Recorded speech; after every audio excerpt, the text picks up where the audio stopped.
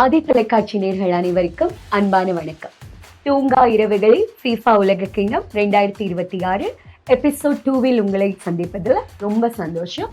இன்னைக்கு உங்களோட இணைஞ்சிருக்கிறது உங்கள் அனோஜியா சஜீவன். வணக்கம், உங்கள் கௌசல்யா சந்திரமௌலி. உங்களோடு இணைந்திருப்பதிலே மிக்க மகிழ்ச்சி. நான் அருண் ஆரோக்கியநாதன். FIFA உலகக்கோப்பை 3 நாடுகள் சேர்ந்து செய்யும் ஒரு புதிய முயற்சி. இதுக்கு இப்போ டிக்கெட் சேல்ஸ் எல்லாமே போயிட்டு இருக்கு. அதுவும் செலிபிரிட்டி கெஸ்ட் லிஸ்ட் எல்லாமே நடந்துட்டு இருக்கு. 3 நாடுகள்னு நான் சொன்னேன். அந்த 3 நாடுகள் என்னென்னா, நார்த் அமெரிக்காவில் இருக்கக்கூடிய நம்ம அமெரிக்கா, கனடா மற்றும் மெக்சிகோ. இந்த 3 நாடுகள் தான் சேர்ந்து செய்யுது. அப்போ ஒரு கேள்வியோட நம்ம ஆரம்பிப்போம். அமெரிக்காவுக்கு ஹோம் அட்வான்டேஜ் நிறையா இருக்கு. ஏன்னா அவங்க சொந்த நாட்டில் நடக்குது இல்லையா? அப்போ ஹோம் அட்வான்டேஜ் பற்றி ஒரு ஆலோசனையை மிஸ்டர் அருண்கிட்ட கேட்போம். நன்றி கௌசல்யா. உண்மையிலேயே இந்த ஃபுட்பால் வேர்ல்ட் கப் ஆரம்பமானது 1930ஆம் ஆண்டில்.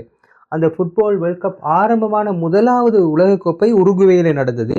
அந்த வேர்ல்ட் கப்பை வென்றதே உருகுவே தான். அப்போ வெறும் 13 நாடுகள் தான் பங்கு பெற்றி இருந்தன. அதன் பின்னர் 34ஆம் ஆண்டில் இத்தாலி வென்றது. அதாவது அவங்களோட ஃபர்ஸ்ட் டைம் அங்கே ஹோம் அட்வான்டேஜ். அதற்கு பிறகு நீங்கள் பார்த்தீங்கன்னு சொன்னால், இந்த வேர்ல்ட் கப் வரலாற்றிலேயே எப்பப்போ எல்லாம் நாடுகளில் நடந்திருக்கோ அதில் வென்ற சந்தர்ப்பங்கள் அண்மையில் கூட 98ஆம் ஆண்டில் ஃப்ரான்ஸில் நடந்த வேர்ல்ட் கப்பில் ஃப்ரான்ஸ் தான் சாம்பியன். பிறகு 2018ஆம் ஆண்டில் நடைபெற்ற இந்த ரஷ்யாவில் நடைபெற்ற உலகக்கிண்ண போட்டியில் ரஷ்யா குவார்ட்டர் ஃபைனல் மட்டும் குரோஷியாவிடம் தோல்வி கண்டிருந்தது. இப்படி நீங்கள் பார்த்தீங்கன்னா அது ஃபுட்பால் ஜாம்பவான்களான அர்ஜென்டினா, அதை நான் சொல்ல மறந்துட்டேன். அது என்னென்னா 1978ஆம் ஆண்டு அர்ஜென்டினாவில் நடந்த உலக கிண்ணத்தில் அர்ஜென்டினா தான் சாம்பியன். அப்படி பார்க்கும்போது அது ஜாம்பவான் நாடுகளாக சொல்லப்படுகின்ற அர்ஜென்டினா போன்ற நாடுகளாக இருந்தாலும் சரி, உருகுவே போன்ற எங்களால் இப்போ அதிகமாக அறியப்படாத நாடுகளாக இருந்தாலும் சரி, அந்த நாட்டில் நடக்கும் போது ரசிகர்களுடைய ஆதரவு, அந்த கள நிலை, அப்படி எல்லாம் அவங்களோட கால சிதோஷண நிலை எல்லாம் சேர்ந்து அவங்களுக்கு கை கொடுக்கும். அந்த வகையில் அமெரிக்காவுக்கு நிச்சயமாக ஒரு சந்தர்ப்பம் இருக்கு. அவங்க குவார்டர் ஃபைனல் வரைக்குமாவது போறதுக்கு ஒரு சந்தர்ப்பம் இந்த வேர்ல்ட் கப்ல இருக்கக்கூடும். FIFA 1 நாங்க எபிசோட் 1ல பேசின மாதிரி ரொம்ப ஆர்வத்தோடையும் நிறைய பதில்கள் எங்களுக்காக பாசிட்டிவா கொடுத்திருந்தீங்க. அந்த பயணத்தோடையும் நாங்க தொடரலாம். அண்ட் இதுல நான் இன்னைக்கு இப்ப இந்த FIFA 2026 பொறுத்த வரைக்கும் டிவியை பாக்குறப்போ சோஷியல் மீடியாஸ், அதாவது இன்ஸ்டாகிராம் அண்ட் யூடியூப்ஸ் இம்பார்ட்டன்ஸ் கூடுதலா இருக்கு அப்படின்னு நாங்க நினைக்கிறோம். ஏன்னா இப்ப இருக்கிற இளைஞர்கள் மத்தியில இன்ஸ்டாகிராம் ரீல்ஸ் அண்ட் ஷார்ட்ஸ், அப்புறம் யூடியூப் லைவ்ஸ் அதெல்லாம் ரொம்ப முக்கியத்துவம் பெறுது. அண்ட் அதோட ஃபீஃபாவுடன் சேர்ந்து இப்ப யூடியூப் லைவ் கூட பயணிக்கலாம் அப்படின்ற ஒரு டிஸ்கஷன்ல கூட இருக்காங்க. அண்ட் அதெல்லாத்தையும் தாண்டி நம்முடைய டிவியும் முக்கியம் பெறுதுன்னு நாங்க நினைக்கிறோம். ஏன்னா இப்போ ஒரு பெரிய மேட்சஸா இருக்கட்டும், அதாவது செமிஃபைனல்ஸ் ஆர் ஃபைனல்ஸ், ஏதாவது ஒரு குவாலிஃபை ரவுண்ட்ஸ், அந்த மாதிரி இதெல்லாம் ஒரு ஃபேமிலியா சேர்ந்து ஒரு பெரிய திரையில பாக்குறது ஒரு ரொம்ப சந்தோஷமான ஒரு மூமெண்டா இருக்கு. அதுக்கு நிறைய ஃபேமிலி மெம்பர்ஸ் கூட டைம் ஸ்பெண்ட் பண்ணி ஒர்க் எல்லாம் விட்டுட்டு உட்கார்ந்து லைவ் பாக்குறாங்க. சோ அதை பத்தி நீங்க என்ன நினைக்கிறீங்க? என்னண்டா இந்த கேள்விக்கு பல விதமான பதில்களை கூற முடியும். அதுல நீங்க கூறுற மாதிரி இன்ஸ்டா இப்படி சோஷியல் மீடியாவை பாக்குறாங்கன்னா நிச்சயமாக அதிகமானவர்கள் அதை பாக்குறாங்க. காரணம் என்னன்னு சொன்னா, எல்லார்ட்ட கையிலையும் ஒரு போன் அல்லது ஒன்றுக்கு மேற்பட்ட போன் இருக்கு. கண்டிப்பா அதுல ஆட்கள் நிறைய மூமெண்ட்ஸை தான் பாக்குறாங்க. என்டையர் மேட்சை பாக்குறதுக்கு பொறுமை இல்லாம இருக்கலாம் மக்களுக்கு. ஆனா ஒரு மூமெண்ட்ஸ், அதுல நடந்த ஏதாவது ஒரு விசேஷமான தருணத்தை பாக்குறதுக்கு, நீங்களே சொன்னீங்க ட்ரெண்டிங்னு சொல்லி. ட்ரெண்டிங்ல இந்த முறை எலெக்ஷன்ல கூட நாங்க பார்த்தோம்னா, நான் அதை கனெக்ட் பண்றேன். எப்படி என்றா, பாரம்பரிய கட்சிகள், எத்தனையோ தசாப்த கால வரலாறை கொண்ட கட்சிகள் எல்லாம் தோற்றதற்கு முக்கியமான காரணமாக கூறப்படுறது இந்த இன்ஸ்டா மாதிரியான விஷயங்கள் தான். அப்படி இருக்கின்ற போது இந்த உலகக்கிண்ண மாதிரியான இது என்னன்னு சொன்னா, இது இன்னொரு விஷயத்திலையும் கூப்பிடுறாங்க. என்னன்னா, ஒரு காலகட்டத்தில் 80ஆம் ஆண்டுகள் அந்த காலத்தில எல்லாம் தொலைக்காட்சி வந்த காலப்பகுதியில மக்களுடைய வாழ்க்கை தரம் உயர்வாக இருந்தது.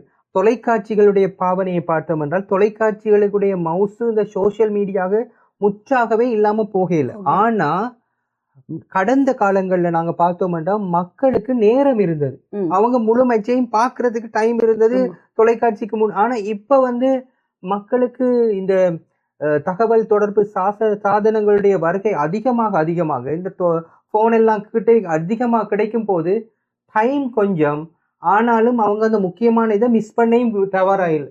அப்ப அதை குவிக்கா பார்த்துட்டு போறதுக்காக சோசியல் மீடியா பாக்குறாங்க. ஆனா உலக கிண்ணம் போன்ற முக்கியத்துவம் பெற்ற நிகழ்ச்சிகள் வந்து எப்பயுமே அதற்கான அந்த டைம் வந்து ஆக்கள் கொடுக்கறது வரலாறாக பதிவு செய்யப்பட்டிருக்கு. இதுலயும் அதுவும் தொடரலாம். இப்ப ஏண்டா மக்களுக்கு பாத்தீங்கன்னா கிட்டடியில வேணா மைக்கேல் என்ற ஒரு திரைப்படம், மைக்கேல் ஜாக்சனுடைய வரலாறை மக்கள் எல்லாம் பாக்குறாங்க திருப்பி. அது ஒரு பிளாக் பஸ்டர் ஆயிட்டு. ஏனென்றா அவங்களுக்கு அந்த மூமெண்ட்ஸ் திருப்பி தேவை. அது மாதிரி உலக கிண்ணத்துல அந்த மூமெண்ட்ஸ் அவங்க மிஸ் பண்ண தவறாயி. அது எல்லாமே சோஷியல் மீடியாஸோட பவர் தானே. ஆமா, கண்டிப்பா. நான் உங்களிடம் ஒரு கேள்வி கேட்க போறேன் கௌசி. என்னன்னு சொன்னா, நீங்க ஒரு குடும்ப தலைவியாகவும் இருக்கிறீங்க. திடீரென்று உங்களோட வீட்டுக்கு ஒரு கொண்டாட்டத்துல நிறைய பேர் வந்துட்டாங்கன்னா நீங்க அதை சமாளிக்கிறதுக்கு நிறைய திக்குமுக்காகிடுவீங்க இல்லையா? இப்ப இந்த வேர்ல்ட் கப் போன்ற தருணங்கள்ல லட்சக்கணக்கானவர்கள் வரக்கூடும் ஒரு நாடுகளுக்கு. இப்ப கனடா கூட புதிய கொள்கைகளை அவங்களோட சிஸ்டத்தை எல்லாம் மேற்கொண்டு இருக்கிறாங்க. அந்த மாதிரி நிறைய விசா அப்படி எல்லாம் இஷ்யூ பண்ண வேண்டி வரும். நீங்க நினைக்கிறீங்களா இந்த மாதிரியான கட்டத்துல எப்படி ஒரு நாடோ அல்லது அந்த சிஸ்டமோ என்ன மாதிரியான சவால்களை எதிர்கொள்ளும்? நல்ல கொஸ்டின் கேட்டிருக்கீங்க மிஸ்டர் அருண். உண்மையிலே இம்பார்ட்டன்டான கொஸ்டின். கௌஷி, அவர் என்னன்னா, அவரை நாங்க கேள்வி நிறைய கேட்டுட்டோம் இல்லையா? ஸோ அவரால் முடியலை போல, அவர் அப்படியே உங்களுக்கு தாக்கி இருக்காரு. நீங்க இதுக்கு என்ன மாதிரியான ஆன்சர் வச்சிருக்கீங்க கௌஷி? ஆக்சுவலி அவர் கேட்ட கொஸ்டின் கரெக்டான கொஸ்டின் அனுஜா. ஏன்னா ஃபீஃபால இப்போ உலக கோப்பைங்கும் போது ஃபீஃபா பாசஸ் அப்படின்னு பிளேயர்ஸுக்கும் வரக்கூடிய நாட்டில இருந்து வரக்கூடிய ஆட்களுக்கும் கொடுக்குறாங்க. ஸோ இதை தாண்டி சேலஞ்சஸ் என்னன்னு பார்த்தோம்னா, நிறைய விசா எக்ஸ்ப்ளோட்டேஷன்ஸ் நடக்க போகுது. இந்த 3 நாடுகளும் ஃபேஸ் பண்ண போகுது. அதே மாதிரி அசைலம்ஸ் வரக்கூடிய ஆட்களும் வரலாம். ஒலிம்பிக் நடக்கும்போது பிரிட்டிஷ் கொலம்பியாவில் அந்த ஒலிம்பிக்ஸ் முடிஞ்சு நிறையா ரெஃப்யூஜிஸ் விச் இஸ் அசைலம் கேட்டு வந்து ஹோம்லெஸ்ஸாக இருந்த கதையும் நம்ம பார்த்துருக்கோம் டூரிங் ப்ரீ கோவிட் டைமில். அதே மாதிரி அடுத்து இப்போ ஃபீஃபா வேர்ல்ட் கப் வரப்போகுது. ஸோ இதெல்லாமும் அண்டர் கிரவுண்ட் மார்க்கெட்டிங், அதாவது மணி, பிளாக் மார்க்கெட்டில் வந்து மணிஸ் வந்து எத்தனை மணி வந்து ஒயிட்டாக மாறப்போகுது, என்ன ஏதுன்னு தெரியல. ஸோ இது எல்லாத்தையும் கவர்மெண்ட் வந்து ரூல்ஸை ஃபேஸ் பண்ணி அதை கொஞ்சம் அழகாக கைட் பண்ணி அந்த ரூல்ஸை வந்து ஃப்ளெக்சிபிளாகவும் மக்களுக்கு ஏற்ற மாதிரியும் கரெக்டாக ஹேண்டில் பண்ணணும். இப்போ இவ்வளோ நேரம் என்ன கேள்வி கேட்டாங்க, அப்போ இந்த கேள்வி அனுஜாக்கான கேள்வி என்னன்னா, பிளேயர்ஸ் வந்து 3 நாடுகள்லையும் மேட்ச் நடக்க போகுது. அப்போ இந்த மேட்ச் அந்த டைம் ஜோனு அந்த வீரர்களை பாதிக்குமான்னு அனுஜாவை கேட்போம். பதில் அவங்களே சொல்லட்டும். நன்றி கௌஷி. என்னையும் விடுற மாதிரி இல்லை, நீங்க என்னையும் அப்படியே ஏத்து போட்டு எல்லாரையும் பதில் சொல்ல வைக்கிறதுலயே இருக்கீங்க. ஆமா, இது நல்ல கொஸ்டின். அதுக்காகத்தான் நான் நினைக்கிறேன், இந்த 3 நாடுகள்ல நடக்கிறதுனால பயணங்களை வந்து பிரிச்சிருக்காங்க அண்ட் ஷெட்யூல் பண்ணியிருக்காங்க, பிரிவுகள் ஆக்கியிருக்காங்க. ஒவ்வொரு வீரர்களுக்கும் இந்தந்த குரூப்ல இந்தந்த டைம் டேபிள் அப்படின்னு கொடுத்ததுனால பெருசா இந்த பயணங்கள் வந்து வீரர்களை பாதிக்காது. ஏன்னா அவங்களுக்கு ஓய்வுகளுக்காக தனிப்படை உள்ள விமானங்கள், அப்புறம் அவங்களுக்கான ஓய்வு பெற இடங்களை எல்லாம் பிரிச்சு அமைச்சு வச்சிருக்காங்க. ஸோ அண்ட் குரூப்பா பிரிச்சதுனால இந்தந்த டைம்ல இந்தந்த போட்டி இங்க நடக்க போகுது அப்படின்றதுனால அது வீரர்களை பாதிக்காதுன்னு நான் நினைக்கிறேன். கண்டிப்பா. சோ நல்ல ஒரு பதில் இல்லையா மிஸ்டர் அருண்? உண்மையில நிச்சயமா இதுல ஒரு புதிய தகவல் ஒன்று நான் சொல்லணும். இந்த முறைதான் முதல் முறையாக 3 நாடுகள்ல நடக்குது. 2030ஆம் ஆண்டு அடுத்த முறை உலக கிண்ணத்துல உங்களுக்கு தெரியுமா 6 நாடுகள்ல நடைபெற இருக்கு. ஏனென்று சொன்னா அது வந்து 100ஆண்டு கால்பந்தாட்ட உலக கிண்ண போட்டிகள். ஏனென்றா 1930ஆம் ஆண்டுல தான் முதலாவது நடந்தது. இது 2030ஆம் ஆண்டுல நடக்க போகுது. அதுல வந்து போர்த்துக்கல், ஸ்பெயின், மொராக்கோவில் பிரதானமான போட்டிகள் நடைபெற இருக்கின்ற அதே வேளை அங்க பிறகு பராகுவே, உருகுவே, அர்ஜென்டினா இந்த 3 நாடுகள்லையும் தலா ஒரு போட்டிகள் நடைபெற இருக்கு. அப்ப எப்படி ஒரு அந்த ஸ்கெடியூலிங் சேலஞ்சஸ் இருக்கும் என்று பார்க்க போறீங்க. அந்த வகையில இவங்க சொன்னது மாதிரி குழுக்களாக பிரித்து அந்தந்த நேரத்தில் அந்த போட்டிகள் குழுக்கள் ஒரு குறித்த ஏரியாவில் தான் நடக்கும் போட்டிகள். பிறகுதான் அவங்க குவார்டர் ஃபைனல், செமிஃபைனல் என்று போகும்போது அது வேற நாடுகளுக்கு செல்வதற்கான சாத்தியம் அதிகமாக இருக்கிறது. நல்ல ஒரு விஷயம் நீங்க சொன்னது, 100ஆண்டு அப்படின்னு 2030. ஸோ இந்த கால்பந்து ஆட்டம் முடிந்து அதையும் வந்து நம்ம எல்லாருமே பார்ப்போம். ஆதி தொலைக்காட்சி நேர்களே, நாங்க இப்ப எபிசோட் 2ல இருக்கோம். அதாவது எபிசோட் 1ல நீங்க பார்த்திருப்பீங்க. மிஸ்டர் அருண் வந்து விளையாட்டுத் துறையில ரொம்ப நீண்ட காலமா அதுல ஒரு அனுபவம் பெற்று விளங்குற ஒரு ஊடகவியலாளர். அது அவர் மூலமா எங்களுக்கு நிறைய தகவல்கள் பரிமாறப்பட்டுச்சு. நாங்களும் அதை நிறைய பார்த்தோம். அண்ட் கனடா மக்கள் வந்து ஐஸ் ஹாக்கில எவ்வளவு ஆர்வமா இருக்கீங்களோ அதே மாதிரி இந்த FIFA 2026ல தமிழ் மக்கள், குறிப்பா சொல்லணும்னா தமிழ் மக்கள் ரொம்ப ஆர்வமா அண்ட் இளைஞர்கள் கூட ரொம்ப ஆர்வமா அதுல தகவல்களை பரிமாறிட்டு இருக்காங்க, பார்த்துட்டு இருக்காங்க. ஸோ அந்த அடிப்படையில மிஸ்டர் அருண், என்னன்னா இப்ப 1930ல ஆரம்பிச்ச இந்த FIFA உலக கிண்ணம் வந்து இப்ப 19வது மேட்சை நாங்க இதுதான் இந்த நெருங்கிட்டு இருக்கோம் இல்லையா? ஸோ இதுல முதல் முறையா, வரலாற்றிலேயே முதல் முறையா 3 நாடுகள் சேர்ந்து பயணிக்கிறாங்க. இதுக்கு முதல்ல 2002ஆம் ஆண்டுல சவுத் கொரியா அண்ட் ஜப்பான் சேர்ந்து 2 நாடா நடத்துனாங்க. ஸோ இதுல முதல் முறையா 3 நாடுகள் சேர்ந்து நடத்துறாங்க. அது என்னென்ன, அதோட கூட்டு முயற்சிக்கு என்ன பெயர்? மேலே இது வந்து நீங்க கூறியது போன்று 2 நாடுகள் தான் இதுவரைக்குமே மேக்சிமமா நடத்தின. இப்பதான் 3 நாடுகள்.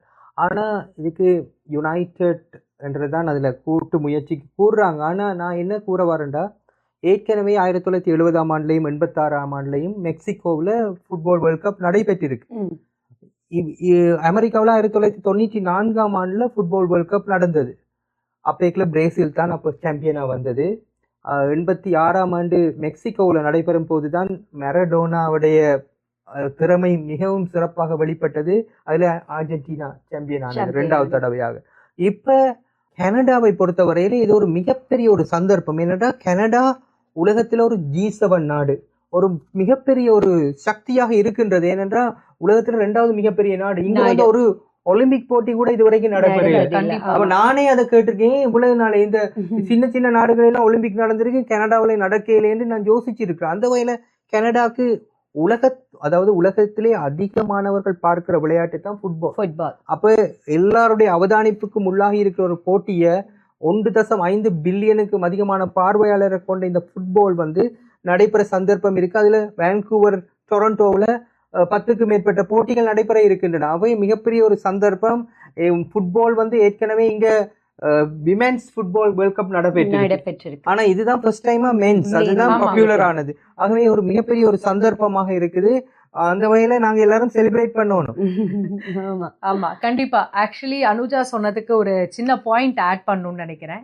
என்ன அப்படின்னா, இப்போ கால்பந்தாட்டம் குழந்தைங்க கிட்ட வந்து ரொம்ப ஃபேமஸா போகுது. இப்போ சாக்கர் மேட்சஸ் எங்கன்னா, இங்க ரீசெண்டாக வந்து ஒரு ஃபீல்டுக்கு போயிருந்தேன். அங்கே நிறைய குழந்தைங்கள் சேர்ந்து விளையாடும் போது அம்மாக்கள் எல்லாம் சப்போர்ட் பண்ணிட்டு இருந்தாங்க. இப்போ கால்பந்தாட்டம் வந்து குழந்தைங்கள் மத்தியிலையும் பேரண்ட்ஸ் மத்தியிலையும் அந்த குழந்தைங்களுக்காக நல்லா ஃபேமஸாக போகுது. அப்போ இந்த தடவை FIFA உலக கோப்பை வந்து பேரண்ட்ஸோட சேர்ந்து குழந்தைங்களும் தான் பார்க்க போறாங்க இங்க கனடால.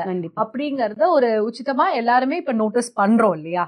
ஸோ அதே மாதிரி அருண், இப்போ உங்களுக்கு ஒரு சின்ன ஒரு கேள்வி கேட்கிறேன். என்னன்னா, உலக கோப்பை கால்பந்து நம்ம வந்து சொன்ன மாதிரி இது 3 கால திட்டங்கள்ல இப்ப நடைபெற்றிருக்கு இல்லையா? அதுவும் 3 நாடு சேர்ந்து செஞ்சிருக்கு. அப்ப புது வரலாறு, புது நாட்டு நடப்போட சேர்த்து புது லெகசிஸும் ஃபார்ம் ஆக போகுது. ஸோ இதை பத்தி உங்களோட கருத்து என்ன? இது வந்து ஒரு ஏற்கனவே இந்த குளோபல் ஒரு டென்ஸான சிச்சுவேஷன், அதாவது அமெரிக்காவுக்கும் கனடாவுக்கும் இடையில அரசியல் ரீதியாக ஒரு இராணுவ ரீதியான ஒரு முருகல் நிலை காணப்படுது இந்த புதிய ஜனாதிபதி வந்ததுலேருந்து. இப்போ வந்து விளையாட்டுன்றது எப்பயுமே மனிதர்களை ஒன்றிணைத்து தான் இருக்குது. அந்த வகையில் இது ஒரு சந்தர்ப்பம். அனைத்து நாடுகளும் ஒன்றிணைந்து வாரத்துக்கான ஒரு ஏற்கனவே நீங்கள் பார்த்தீங்கன்னா அமெரிக்கா, கனடா, இந்த மெக்சிகோ, இந்த 3 நாடுகளுக்கும் இடையில எப்ப புதிய அமெரிக்க ஜனாதிபதி வந்தாரோ அன்றில இருந்து டென்ஷன் தான். அந்த டென்ஷன் தான். ஒரு தரமே இணைந்து செயற்படுற மாதிரி இல்ல. ஆனா இது வந்து ஒரு கட்டாய ரீதியாக கூட ஒரு எல்லா நாட்டையும் இணைக்கிறதுக்கான ஒரு சந்தர்ப்பமா இருக்கு. இதுல நிறைய என்ன சொல்ற ஜாயிண்ட் எஃபர்ட்ஸ் தேவைப்படும். செக்யூரிட்டி, லாஜிஸ்டிக், இப்படி எல்லாத்துலயுமே ஒரு இது ஒன்று தேவைப்பட போகுது. ஆகவே பார்வையாளர்கள் சென்று வருவாங்க. அப்படி எல்லாம் வரும்போது ஏற்கனவே இங்க கனடாவில இருந்து அமெரிக்காவுக்கு போற டூரிஸ்டர் அளவு குறைஞ்சிட்டு. ஆனா இப்ப இந்த விளையாட்டின் காரணமாக கூட இவங்க பயணிக்கிறதுக்கான சந்தர்ப்பம் 2 நாடுகளுக்கும் இடையில ஏற்படும். கண்டிப்பா. அதனால 2 தரப்புக்கும் இடையில ஒரு நல்லுறவு கட்டியெழுப்புறதுக்கான ஒரு சந்தர்ப்பம் கிடைக்கும். அதே மாதிரியாக உண்மையிலே விளையாட்டு என்பது இப்ப இருக்கிற இந்த டென்ஸ்டான சிச்சுவேஷனை மாத்தி ஒரு மிகவும் ஒரு சுதந்திரமாக அந்யோன்யமாக இருக்கிறதுக்கான ஒரு சந்தர்ப்பத்தை ஏற்படுத்தி கொடுக்கும் என்று நான் நம்புகிறேன். கண்டிப்பா. ஆமா அருண், நீங்க சரியா சொன்னீங்க. என்னன்னா உண்மையிலேயே அந்த ஒரு பரஸ்பரம் குறைஞ்சு போச்சு. இப்ப அதுல இந்த FIFA வந்து அதை ஒன்றிணைக்கும் அப்படிங்கிறது நீங்க சொன்னது ரொம்ப இல்ல, சரியான விஷயம் கண்டிப்பா. தான். ஆமா, அது மாதிரி இப்ப இந்த வரலாற்றிலேயே FIFA வரலாற்றிலேயே மெக்சிகோ 2 வாட்டி நடத்தியிருக்காங்க ஃபுட்பால. 1970 அண்ட் 1986ல. அண்ட் அதோட யூஎஸ் வந்து 1994ல இத செஞ்சாங்க இல்லையா? ஸோ நம்ம கனடா வந்து முதல் முறையா வரலாற்றிலேயே முதல் முறையா காலடி பதிக்க போறாங்க கால்பந்துக்கு. இது ரொம்பவே ஒரு மகிழ்ச்சிகரமான சந்தோஷமான விஷயம் நம்ம கனடா மக்கள் எல்லாருக்குமே. ஸோ இதை நீங்க எப்படி பாக்குறீங்க? இதுல ஏதாவது இப்ப முந்தைய அனுபவம் அப்படின்னு கனடாக்கு எடுத்துக்கிட்டீங்கன்னா இல்ல ரொம்ப குறைவுன்னு தான் சொல்லணும். அதோட பார்வை உங்களுக்கு எப்படி இருக்கு மிஸ்டர் அருண்? போன முறை இந்த வேர்ல்ட் கப் நடத்தினது கட்டார். ஆமா. கட்டார்ல இருக்கிற மக்கள் தொகை வந்து 10 மில்லியன் கூட இல்ல. கட்டார்ல ஒரு சில மில்லியன் இருக்கிற கட்டாரே நடத்தும் போது, அது உங்களுக்கு தெரியும், மத்திய கிழக்குல இருக்க ஒரு சின்ன நாடு தான் கட்டார். அதோட முழு பரப்பளவு வந்து 20,000 ஸ்கொயர் கிலோமீட்டர்ஸ் கூட இல்ல. ஆனா கனடா 9.8 மில்லியன் ஸ்கொயர் கிலோமீட்டர்ஸ் உள்ள ஒரு பெரிய நாடு. இப்பதான் முதல்ல உலகக்கிண்ண நடக்கிறதான்றது எனக்கு ஒரு ஆச்சரியமா இருக்கு. நான் நினைச்சேன் இதுக்கு முதல்ல தேடி பார்க்கும்போது கனடால இது நடக்கலையா, இவ்வளவு நாள் நடக்கலைன்னு எனக்கு ஒரு பெரிய இதா இருந்தது. அந்த வகையில கனடா போன்ற ஒரு பெரிய நாட்டுக்கு இது நிச்சயமாக தேவை. வெல் டெசர்வ்டான ஒன்று. இதுக்கு பிறகு கனடா அடுத்த முறை நீ ஒலிம்பிக் போன்ற பெரிய போட்டிகளை நடத்துறதுக்கான ஒரு பரிச்சாத்தமாக கூட இத முதல் வாய்ப்பா கூட நாங்க இதை எடுத்துக்கலாம். கண்டிப்பா. இப்போ நம்ம சொன்னோம் கனடா முதல் முறையாக இதுக்குள்ள வந்து கால் பதிச்சிருக்குன்னு சொல்லியிருக்கோம் இல்லையா, கால் பந்தாட்டத்துல. அதே மாதிரி இப்போ வட அமெரிக்கால தான் ஃபுல் மேட்சஸுமே நடக்க போகுது.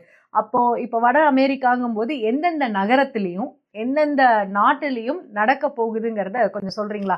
உண்மையில இந்த எப்படி நடக்க போகுதுண்டா, கனடாவில் 2 சிட்டில நடக்க போகுது.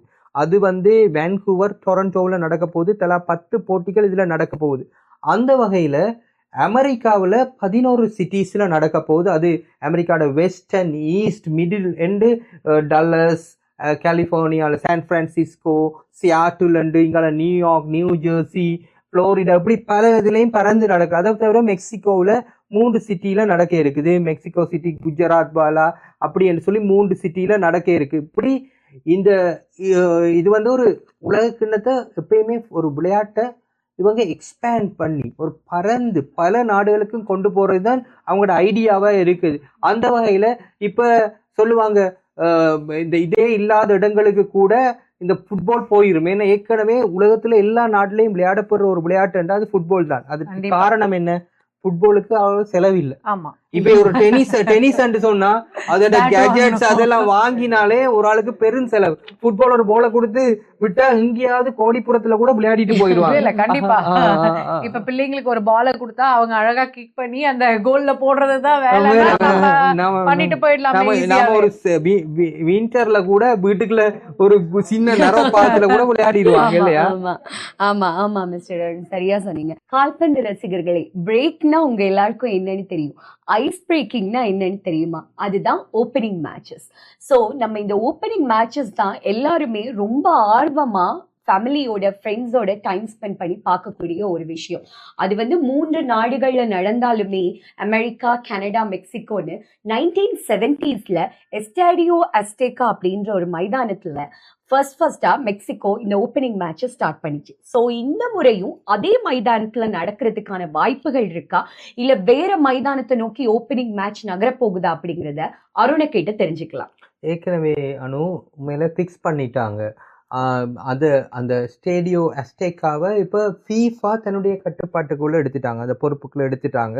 என்னன்னு சொன்னா இதுக்கு காரணம் என்னன்னா, ஒரு மேட்சை நடத்துறதுக்கு முன்னுக்கு அவங்களுக்கு தேவைப்படும் கால அவகாசம், அந்த செக்யூரிட்டி, லொஜிஸ்டிக்கல் அரேஞ்ச்மெண்ட்ஸ் இது எல்லாத்தையும் செய்யறதுக்கு. அந்த வகையில் முதலாவது போட்டி அந்த ஸ்டேடியோ அஸ்டேக்காவில் வந்து சவுத் ஆப்பிரிக்கா வர்சஸ் மெக்சிகோ தான் முதலாவது போட்டியாக நடைபெற போகிறது. அந்த வகையில உலகமே அதை நோக்கித்தான் இப்ப ஆர்வத்தோட காத்திருக்கிறாங்க. ஆரம்பம் அப்படின்னு ஒண்ணு இருந்தா முடிவுன்னு ஒண்ணு இருக்கும். அப்ப ஆரம்பத்தை பத்தி இப்ப அனுஜாவும் அருணும் டிஸ்கஸ் பண்ணாங்க. அப்ப ஆரம்பம் அதே மாதிரி முடிவு அப்படின்னு சொன்னேன் இல்லையா? அப்ப 48 அணிகள், இது ஒரு பிரம்மாண்டமான ஒரு முயற்சி. அப்ப விளையாட்டு வந்து ஃபைனல் மேட்ச் எங்கன்னு சொல்லிட்டு டிசைட் பண்ணிருக்காங்களா? ஆமாம், ஏற்கனவே இதெல்லாம் முதலே திட்டமிடப்பட்டிருக்குது.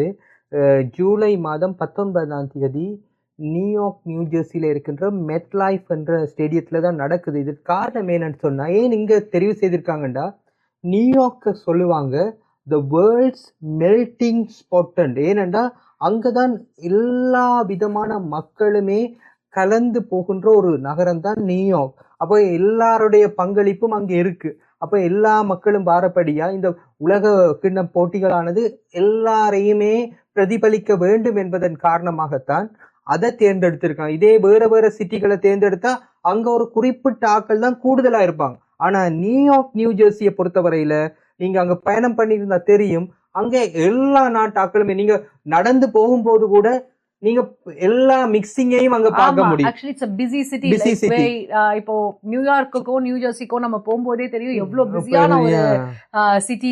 பிகாஸ் அதுல அங்க பயணிக்கிற ஆட்களா இருக்கட்டும், அந்த மூவ்மெண்ட் ஆகட்டும், அந்த சிட்டியே is use to busy life இல்லையா? அத சொல்றது நாங்க சொல்றங்க மாதிரி அது ஒரு உறங்கா நகரம். உறங்கா நகரம் அதான் நம்மளோட தலைப்பே. தூங்கா இரவுகளில் FIFA உலக கிண்ணம். ஆமா, அப்ப பாருங்க நம்ம ஆதி டிவி எவ்வளவு சரியான தலைப்ப மக்கள்கிட்ட கொண்டு போய் சேர்த்திருக்காங்க இல்லையா? ஆமா, கண்டிப்பா அனுஜா, கண்டிப்பா. ஆமா, அதே மாதிரி அருண் 104 மேட்சஸ் நடக்க போகுது இந்த FIFA 2026 இல்லையா? சோ மொத்தம் 12 குழுவா அதை பிரிச்சிருக்காங்க. அப்புறம் 72 குரூப் மேட்சஸ் இருக்கு நடக்க போகுது. ஜூன் 11 இருந்து ஜூலை 19 வரைக்கும் இதை ஷெட்யூல் பண்ணியிருக்காங்க, நடத்துறதுக்கு திட்டமிட்டிருக்காங்க. அண்ட் ஜூன் 11 தொடங்கி ஜூன் 12ஆம் தேதியே நம்ம கனடா வந்து பாஸ்னியாவை எதிர்கொள்ள போகுது இல்லையா? ரெண்டாவது மேட்ச் நம்ம நாடு நம்ம கனடா களமிறங்க போகுது. சோ இதுல கனடா ஃபர்ஸ்ட் டைம் இந்த ஃபுட்பால்ல இருக்கிறனால எத்தனை மேட்சஸ் அவங்க நடத்தலாம் அப்படின்னு உரிமம் பெற்றிருக்கிறாங்க. அனு, நீங்க இப்ப ஸ்டாட்டிஸ்டிக்கல் கேள்விகளையே கேட்டுக்கொண்டே இருக்கிறீங்க. அது காரணம் மிஸ்டர் அருண், நீங்க அப்படி ஒரு அனுபவம் நிறைந்த விளையாட்டுத்துறை ஊடகவியலாளர் இல்லையா? அப்ப நான் உங்களை கண்டிப்பா கேட்டாகணும். இல்ல, இந்த முறை இந்த கனடாவில் நடக்கிற போட்டிகள்ல மொத்தமா இந்த வேர்ல்ட் கப்ல 13 போட்டிகள் கனடாவில் நடைபெறதுக்கு வாய்ப்பு இருக்குது. குறிப்பாக 10 குழுநிலை போட்டிகள் இங்கதான் நடக்க போகுது. அதை தாண்டி நாக் அவுட் சுற்றுல 3 போட்டிகள் நடக்க இருக்கு. இதுல வந்து என்னண்டா, ஒரு போட்டி நடந்தாலே எங்களுக்கு போமான்ற ஒரு சந்தர்ப்பம், ஒரு ஆர்வம் இருக்கும்.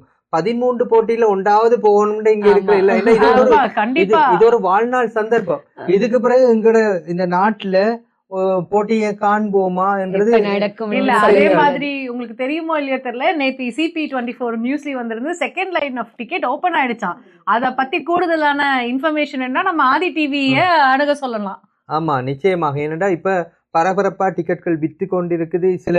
சில வங்கிகளுடைய கிரெடிட் கார்டு வைத்திருக்காக்களுக்கு கூட அதை ரெஜிஸ்டர் பண்ண சொல்லி கூட வந்திருக்குது. அந்த வகையில ஐடி கம்பெனிஸ்ல இருந்தே கூட இந்த FIFA மேட்சஸ்க்கு டிஸ்கவுண்ட் கொடுக்குறாங்களாம். ஆமா, அந்த வகையில இப்ப எல்லாருமே இப்ப எங்களுக்கு தெரியும், இப்ப சில நேரத்துல ஒரு இவ்வளவு முக்கியத்துவம் வாய்ந்த போட்டி நடக்கிற நாட்டுல இருக்கிறோம்ன்றது சில நேரத்துல சில வாரங்களுக்கு முன்னுக்கு தெரியாது. அந்த போட்டி நடைபெறும் போது அடே இப்படி ஒரு சந்தர்ப்பத்தை மிஸ் பண்ணிட்டோமே என்ற உணர்வு பலருக்கு ஏற்படவும் வாய்ப்பு இருக்கு. கண்டிப்பா. ஆக்சுவலி ஞாபகம் இருக்கான்னு ஒரு தெரியல, இந்த ஐஸ் ஹாக்கி இப்போ மேட்ச் நடந்தது இல்லையா, அதுக்கு ஆக்சுவலி ஒருத்தர் அவரோட அந்த ஏர்பிஎன்பி மாதிரியே வந்து அவரோட ட்ரெய்லரை செட் பண்ணி மேட்ச் முன்னாடி நின்று அத்தனை மேட்சஸையும் அட்டென்ட் பண்ண கதையை நம்ம பார்க்கோம் இல்லையா? அந்த மாதிரிதான் ஃபீஃபாக்கு எத்தனை பேர் வந்து தவம் இருந்து பார்க்க போறோமோ. ஸோ வெயிட் பண்ணி பார்ப்போம் என்னென்ன கதைகள் வருதுன்னு. எனக்கு ஒரு கொஸ்டின் இருக்கு உங்ககிட்ட. இப்ப 3 நாடுகள் சேர்ந்து நடந்தாலும் அமெரிக்கா தான் கூடுதலான கேம்ஸை வந்து கண்டக்ட் பண்றாங்க. அப்ப எத்தனை சதவீதமான கேம்ஸ் வந்து அமெரிக்கால வந்து நடைபெற போகுது? 104 போட்டிகள் மொத்தம். அதுல வந்து 75% மேட்சஸ் அங்கதான் நடக்க போகுது. அப்ப நீங்க பாத்தீங்கன்னா தெரியும், மோர் தேன் ஒரு 60 போட்டிகளுக்கு மேல அங்க நடக்க போகுது. அதை தாண்டி மெக்சிகோ கனடாவில் 12.5% என்று சொல்றாங்க. அப்ப கிட்ட இங்க 13 போட்டி, அங்க 13 போட்டி நடைபெற வாய்ப்பு இருக்கு. ஆகவே அமெரிக்காவில் தான் பிரதானமான ஹோஸ்ட் நேஷன் இதுல. ஆனா இவங்க ரெண்டுக்குமே நாங்களும் போட்டிகளை நடத்தினோம் என்றதுக்காக ஒரு வாய்ப்பாக தான் நான் பாக்குறேன் இதை. இல்ல கண்டிப்பா. ஏன்னா நம்ம அமெரிக்கால நடந்தாலும் நம்மளோட இருக்கிற பக்கத்து நாடு. So it's like a sisters nation. So நம்மளால முடிஞ்சா பெரிய பெரிய மேட்சஸோ இல்ல சின்ன சின்ன மேட்சஸோ இங்க டிக்கெட் கிடைக்கலனாலும் அங்க போய் பார்ப்போம். பெண்களும் இன்றைய காலத்திலே எந்த அளவிற்கு விளையாட்டுத்துறை அறிவை வைத்திருக்கிறார்கள் என்பதற்கு என்னோடு இருக்கின்ற இருவருமே உதாரணமாக இருக்கிறார்கள். நான் இன்று நிறைய தகவல்களை பகிர்ந்து கொண்ட போதும் அவர்களுடைய தகவல்களையும் பார்த்து எனக்கு பிரமிப்பாக இருந்தது. நிச்சயமாக நிறைய தேடி இருக்கிறார்கள். அந்த வகையிலே இன்னும் இன்றைய நிகழ்ச்சியை நாங்கள் முடிக்கும் முன்பாக அவர்களிடமிருந்து மேலும் சில தகவல்களை இது பற்றி நாங்கள் அறிய இருக்கின்றோம். கௌசி, வேற என்ன விடயம் பற்றி நீங்கள் அறிந்து வைத்திருக்கிறீர்கள்? புள்ளி விவரத்தை பத்தி பேச போறோம். ஸோ புள்ளி விவரம் அப்படின்னா ஸ்டாட்டிஸ்டிக்ஸ். ஸோ இன்னைக்கு ஸ்டாட்டிஸ்டிக்ஸோட வந்திருக்கேன். என்னன்னு பார்த்தோம் அப்படின்னா, நம்ம ஏற்கனவே சொன்னோம் நிறைய மேட்ச் வந்து 75 விதமான மேட்ச் வந்து யூஎஸ்ல நடைபெற போகுது.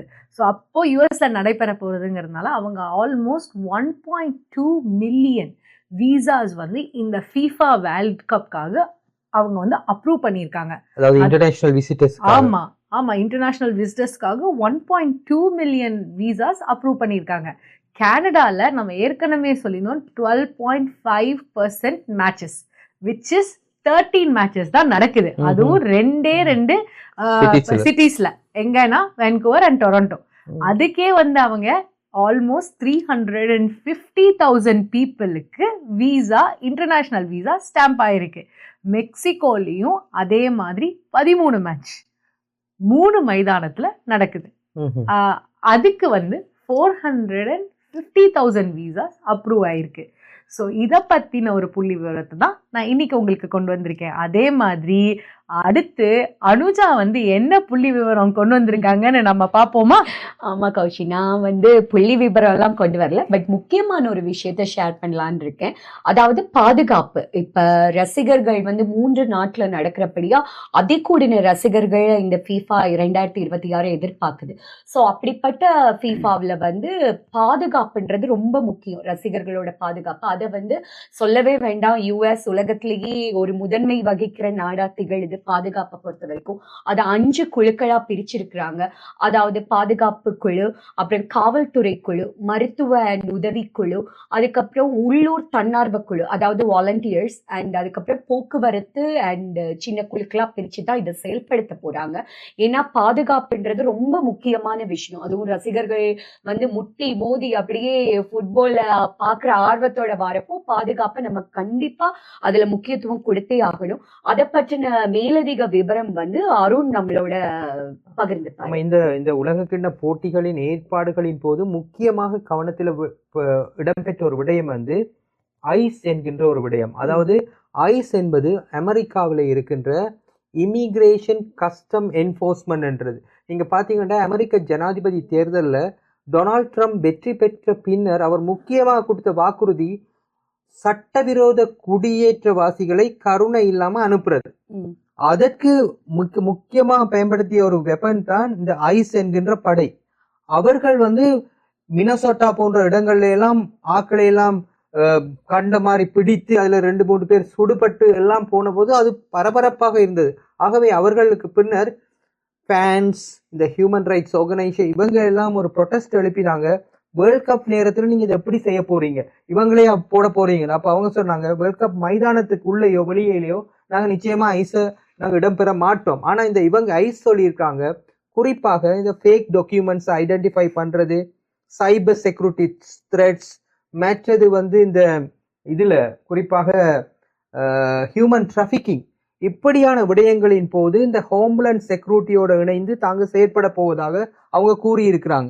ஆகவே இந்த ஐஸ் வந்து இப்ப கனடா போன்ற நாடுகள்ல கனடா திட்டவட்டமாக அறிவித்துட்டு, கனடா வந்து நாங்க எப்பயுமே பாக்குறது ஒரு ஹியூமனிடேரியன் கண்ட்ரி, ஒரு ஹியூமன் ரைட்ஸை மதிக்க அவங்க சொல்லிட்டாங்க, தாங்க போலீஸ் மாதிரி இந்த ஐஸை தாங்க ஈடுபடுத்த மாட்டோம் என்று கூறியிருக்காங்க. ஆகவே ஆனாலும் இது என்னத்தை காட்டுதுண்டா, மிகவும் கடுமையான அவதானிப்புக்கு அனைவருமே உட்பட போறாங்க.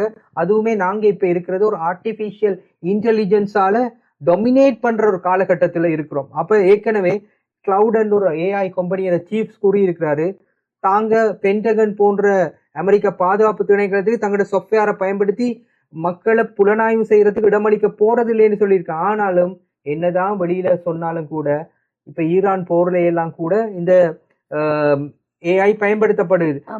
இந்த இந்த இதுல நாங்க ஒவ்வொரு படத்தை அப்லோட் பண்ணும் போதும், ரசிகர்கள் அப்லோட் பண்ணும் போதும், அவர்கள் தரவுகளை பதிவிடும் போதும் எல்லாமே இந்த ஏஐ மூலமாக கண்காணிக்கப்பட போகுது. எங்களுடைய சம்பாஷணைகள், எங்களுடைய படங்கள், எங்களுடைய ரியாக்ஷன்ஸ் எல்லாமே கண்காணிக்கப்பட்டு இவர்களுடைய கவனத்துக்கு போகும். ஆகவே இது நான் நினைக்கிறேன் உலகத்திலேயே ஏஐ மூலமாக துப்பறிகின்ற புலனாய்வு செய்கின்ற மிகப்பெரிய ஒரு செயற்பாடாக இந்த உலக கிண்ணம் அமைய போகுது. பொறுத்திருந்து பார்ப்போம் என்னென்ன நடக்க போகுதுன்னு சொல்லி. டெக்னாலஜி அந்த அளவுக்கு வளர்ந்துருக்கு இல்லையா? அதே மாதிரி இப்பத்திய ஜெனரேஷன்ல அந்த அளவுக்கு வளர்ச்சி அடைஞ்சனாலதான் நாங்க இத கொண்டு போலாம் அப்படின்னு அது ஒரு பாசிட்டிவாவே நாங்க நினைக்கலாம் இல்லையா அந்த டெக்னாலஜி காரணமா. as Anuja said, டெக்னாலஜின்னு சொல்லும்போது இட்ஸ் an AI generated இது. ஸோ ஏஐ இப்போ நம்மளுமே நிறைய யூஸ் பண்றோம். எப்படின்னா இப்போ போட்டோஸ் ஆகட்டும், இதாகட்டும், ChatGPT-ல போட்டு அதை பேக்ரவுண்ட் மாத்தி எவ்வளவோ விஷயங்கள் பண்றோம். இப்போ அதுவும் ட்ரெண்டிங்கா வேற பண்ணிக்கிட்டு இருக்கோம்.